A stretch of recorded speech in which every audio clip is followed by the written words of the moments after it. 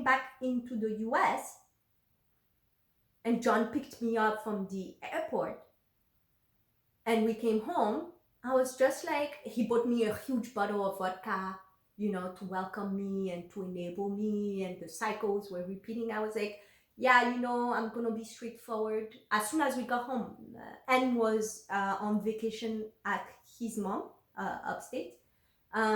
Yeah, so I was like, look, there's no point in pretending.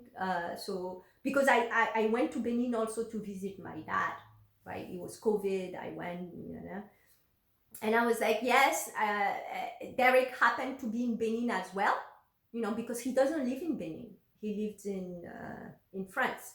Um, so we met in Benin, and one thing led to another, and we connected, and I fucked him. Yeah. So that's it. I want the divorce. I'm in love. That's what I told John. I was like, I'm in love. So love does exist. There's love out there. So I want to figure it out. I want to get out, get the fuck out of here, and I want to see what I can get. There's something better out there, and I want to see what it is. This is what I told John, and he was like, "But you promised to have therapy." I'm like, John, we are end of August.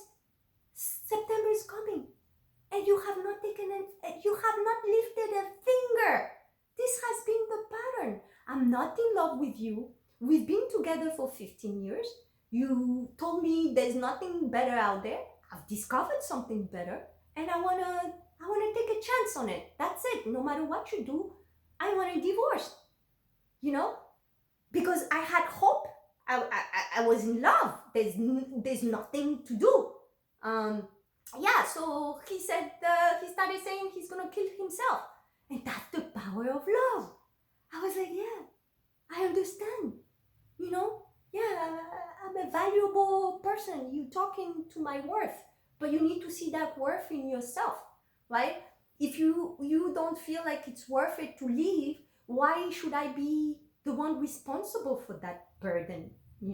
It's your choice, and it's okay, because even if you kill yourself, Neta will be fine, right? Because I am fine now. My mom died, she killed herself, and look at me, I'm okay. I'm here now. Um, so after that response, he was like, fine, fine. He didn't love, he wasn't in love with me. This was just control. And I will expand on that later, because he revealed the reason why he was clinking on so hard. He revealed it without even knowing. Yeah, so after that, the next day, we were going to pick Anne up at his mom's place.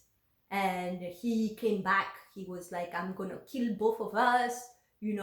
I can't let you go. And he was going 190, over 90 miles an hour. And I was afraid. But I was like, when you face death yourself, I was like, at the end of the day, I touched his arm and I was very calm. I was like, I see you are freaking out. Calm down. I'm not abandoning you. Okay? We are a family. I care for you. I love you. Right? What I'm doing is not to hurt you. I'm just setting myself free. I want to see what else is out there. My heart is speaking to me. Let's talk about it when we get home. There's no need for this. Okay? And he calmed down.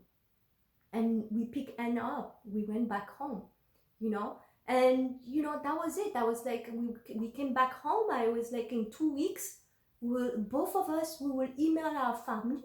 We will explain, that we have tried and it didn't work. And we will address all of this by supporting each other and working together, because we are a family and we have a kid together. That's the perspective I was coming from, right? So shortly after all of these events, I discovered that I got pregnant. I got pregnant. It was the best day of my life. It was. It's like, wow, this dream was coming true. It's like I just went in just trying to get Derek to sleep with me so I can get out of my marriage, because he was the only man I ever fell in love with, who my heart even desired. Yeah, so after this news, I reached out to Derek. I was ecstatic. I was like, holy shit. I took pictures of the pregnancy test and a video, and I sent it to him. So he called me. We spoke. And his response was like, wow, I thought my girlfriend would get pregnant before you, but you the one who won. I was like, what? What the fuck are you talking about? It is in that moment, I was like, are you trying to tell me that you are trying to have a baby with your girlfriend that you are leaving? And he was like, no, that's not what I was saying. I was enraged. I was like, fuck this shit. I cannot believe I fell back for this again, and I hung up. I was like, that's it. We are done. Yeah, there's nothing else to talk about it. And I sat in meditation and I reflected, right? And in this reflection, I was like, maybe it's time for me to do things differently. Because all I do is when this guy triggers me, I shut down and I push him away, right? I was like, let's look at the facts, right? Just like me, I told him what I was looking for, and he wanted to help me. He helped me. He's helping me. Yes, I was the one who said I wanted his baby.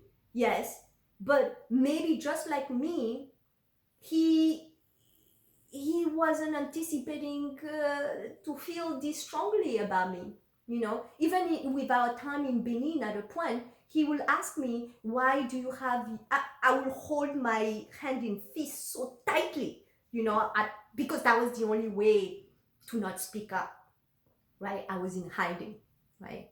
I will hold my hand so tightly in the fist, and he'll be like, Jen, why are you? And I wasn't even conscious of it, right? It's like me trying to control and resist what was happening. I was like, I'm not gonna fall in love. I'm not gonna fall in love with that fucking guy. He's gonna break my heart. I'm gonna fucking commit suicide. I'm gonna be my fucking mom.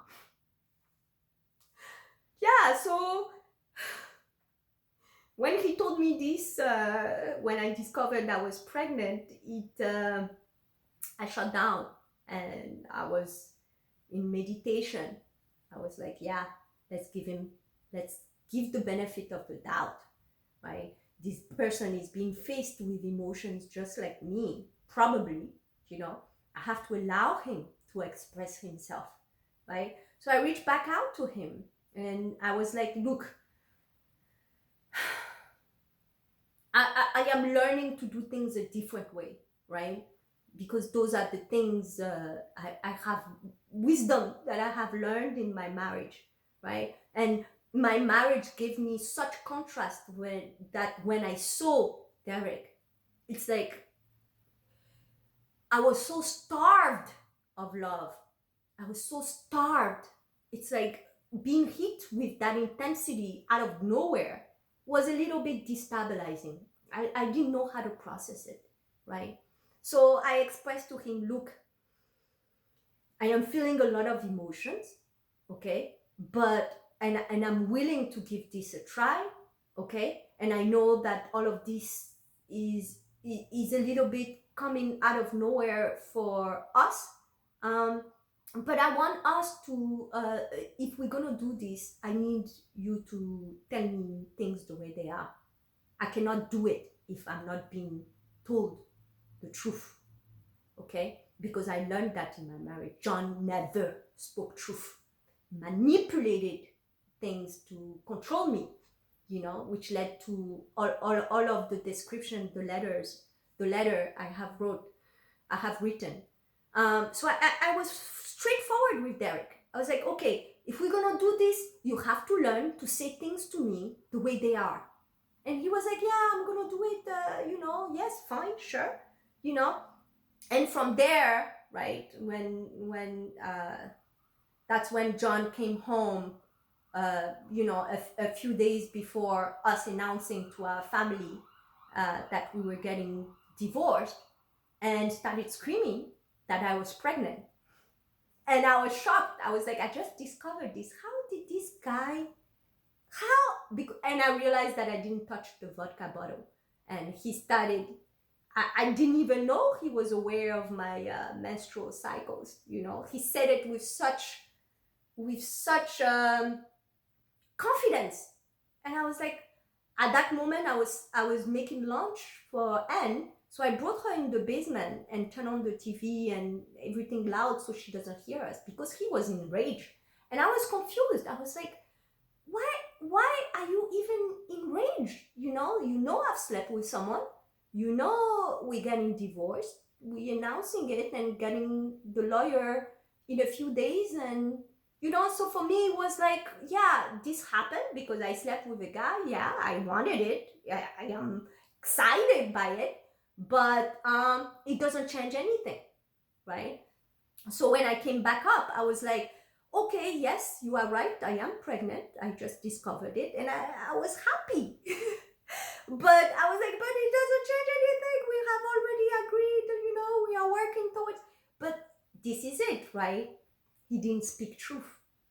He didn't speak truth. He didn't mean it, because that has been our cycles for decades, over a decade, right? Where he tells me something and he doesn't do it, and I let it go because it's like my heart. I'm like, I love this person, and I see the traumas, and I'm like, how do we navigate it from a place of love? And I will expand more on that part, because this is not about John. Yeah. So in that moment, he wow, the rage and fear he was surrounded with, he started chasing me around that kitchen island, that he was like, I'm gonna fucking kill you in that moment. And wow, I was holding a precious gift in me. That was like, wow, I got scared. In that moment, I really did get scared. So I was running away from him. And in running away, our phone was in the kitchen. So I grabbed the phone in running away, and I tried to dial 911. But in that moment, I saw the vision, right? If I do dial 911 and I call the cops, it's like in a flash, but you are shown what will happen. I will get everything I want, everything, but he will not be able to sustain it. He will lose everything.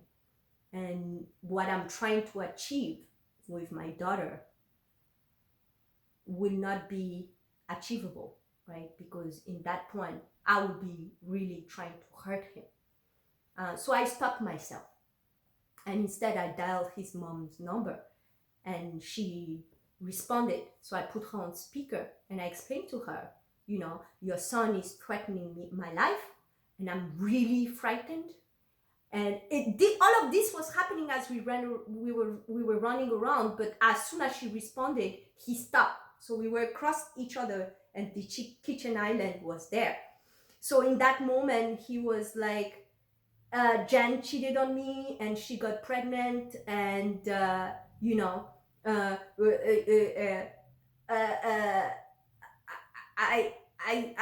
she wants a divorce, basically.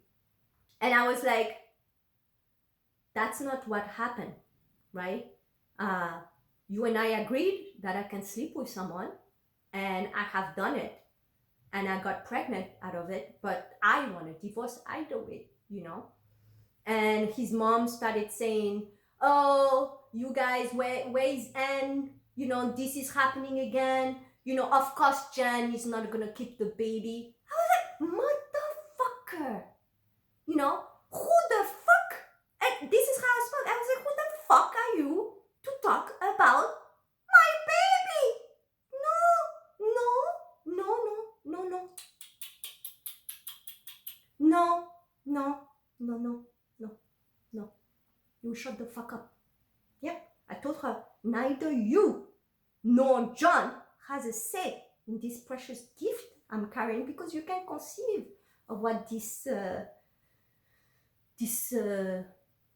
treasure is. You cannot, you know. So in that moment, she was like, John, calm down, let's talk, blah blah blah. So they went to talk, and soon after that, I got the cramps. I woke up at night, I was having cramps, so I called the doctor, and the doctor was telling me that if it's persisting, maybe I should go to the emergency room. And it was persisting, I couldn't sleep. It was like the cramp was so tight. So I woke up in the middle of the night. We drove to the emergency room. They could not, and John could not come with me because it was still COVID. So I went in, and that's where, you know, they did the test, and as soon as they did the sonogram, like the image was red, because red, it's like the gradient of how much pain you are going through, and the whole image was red. And that's when they were taking the time until they saw that. They were like, oh, okay, something is not right. I'm like, yeah, I've been trying to tell you, you know. She was putting the sonogram, the stick inside me, and I couldn't, I was screaming, you know. Yeah, so that's when they told me that I had an ectopic pregnancy, and that it tore my right ovary, and that I was internally bleeding, and that, you know, blah blah blah, I was gonna die if they don't do something about it. So they put me on the table, they were dragging me to surgery, and everything happened so fast. I was like, wait. So what is gonna happen with my baby? That was my only question, you know? Yeah, so then they told me that this is why there's resistance, you know, because it was very painful for me. That's when they told me that the baby is not gonna take, you know. So in that moment, I told them I need to call my boyfriend. I need to tell him. So I called Derek, and I explained to him that you know, I'm losing the baby, and, you know, I was going through surgery. And he was like, okay, it's gonna be okay, you're gonna be fine, you know. He comforted me. So I came out of surgery, and I was held in the hospital for 5 days. And the first day after my surgery, John came to visit me. And as he walked in my hospital room, he was like so happy. He was ecstatic, you know.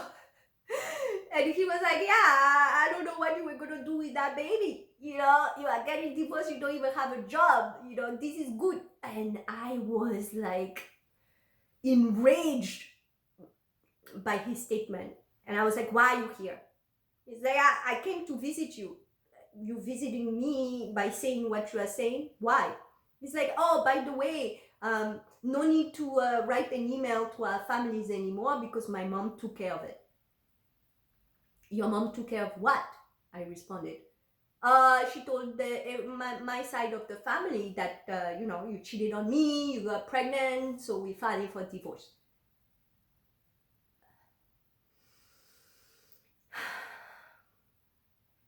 Yeah, I shouted at him in that room. I was like, you have not held your promise, right? You are manipulating me, and I want you to get the fuck out. He was there for about 5 minutes, and I told him, get the fuck out. And he was like, I came to visit you at the hospital to see if you are better, and you're telling me to get the fuck out? I was like, yeah, get the fuck out now. And he left. And it was the day of my birthday.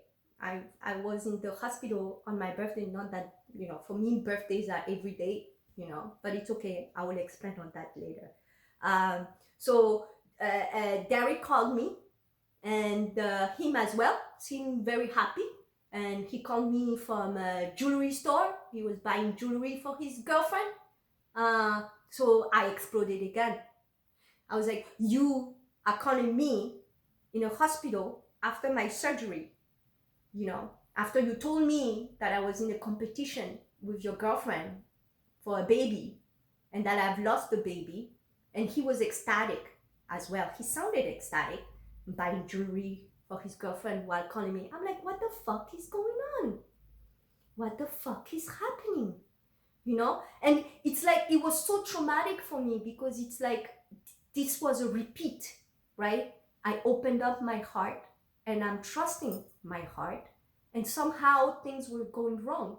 And the doubt that was present back in the days got even amplified with all this contrast that I have been through. The doubt came back even harsher. So I ended up things with Derek over the phone. I was like, go fuck off, go live your life. I'm good. So we stopped talking, and then after 5 days, they sent me back home, and the mediation started. And all I could think about is how much I miss Derek, how much I miss hearing his voice. Something was happening and I didn't know. I have never had any experience like this with a man. Even when we were dating when I was 15, I didn't have any contrast then. He was just, for me, it was love. I was in love, and it was strong. But after 15 years of agony in a marriage, reconnecting with him was like breathing for the first time, right?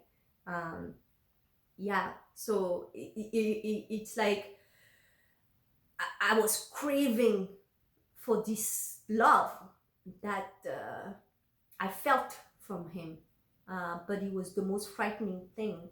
So I went into deep depression.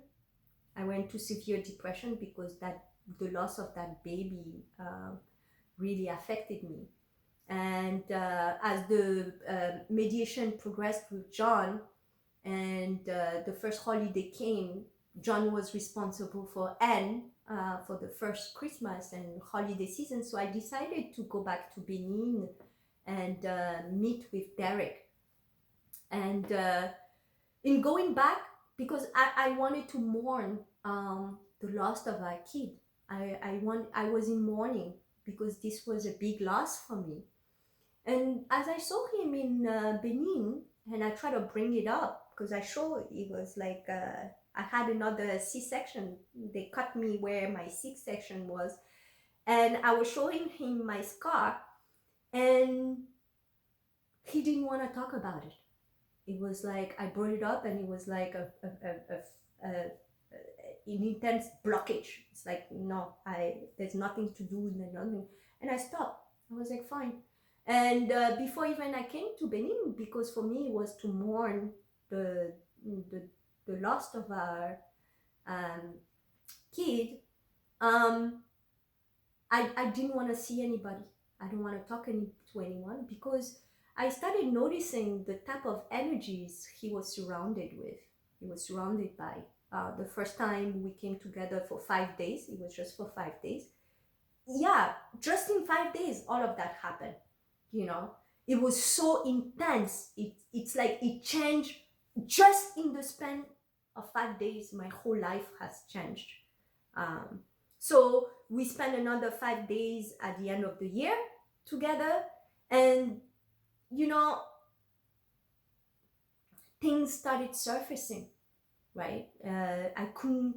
It's like I was getting the doubt and the fears that Derek was exposing was starting to get a little bit frightening, right? He started talking to me about Patty, let's call her Patty, right? Which was a friend of his that, they went to school together. And I will expand further on that, because it is then that he expressed that, I try to bury these things very deep. But it came back up, right? Because his attraction to her um, was exposed, because he revealed to me that they reconnected. Her husband died. She also married someone else, and her husband died, and she went to him and they kissed. It is that I observed that I'm not the first person this guy cheated. Or not he cheated, because I don't know which type of agreement he has with his girlfriend. I don't know if they have an open relationship, because the only thing he has communicated to me when I went into this thing was that he was in the same situation as me, and he wanted to get things are not working out in his relationship, and he's figuring out how to get out. That's why we went into this thing together. So when he exposed Patty, his relationship with Patty, and they kissed, and things happened, you know, I was trying to hold it in, and it's so beautiful, because at a point we spent his another one of his best friend, Manny. Let's call him Manny, okay? I will expand on this character later, right? In one day we were just having lunch, all of us together, and this guy brought up Patty, and it's so beautiful, because it's like things get revealed.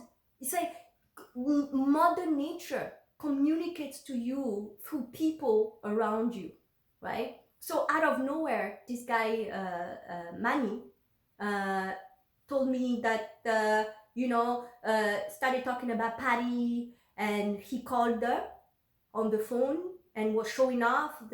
That was his way of telling me, right, who I have to compete with. And this guy, in studying him, there's so much happening. It's like, he will post pictures of women with big asses and big breasts every day on his WhatsApp profile. He will post, and it's a reflection of what Derek grew up with and his surrounding, what he's attracted to, because he got triggered. There was an event every time Derek comes to my house growing up. He'll go to Patty's house. And for me, it was like, yes, they are friends. He knew her before me, but I never really noticed. I did notice an attraction, but for me, it was not a threat, right? Until Manny exposed it. I blocked it, right? And it's like this big ass, big breast thing. It triggered me, because it's this is how I discovered porn. I discovered porn through my dad, in rummaging into his bedroom, because we used to steal money from him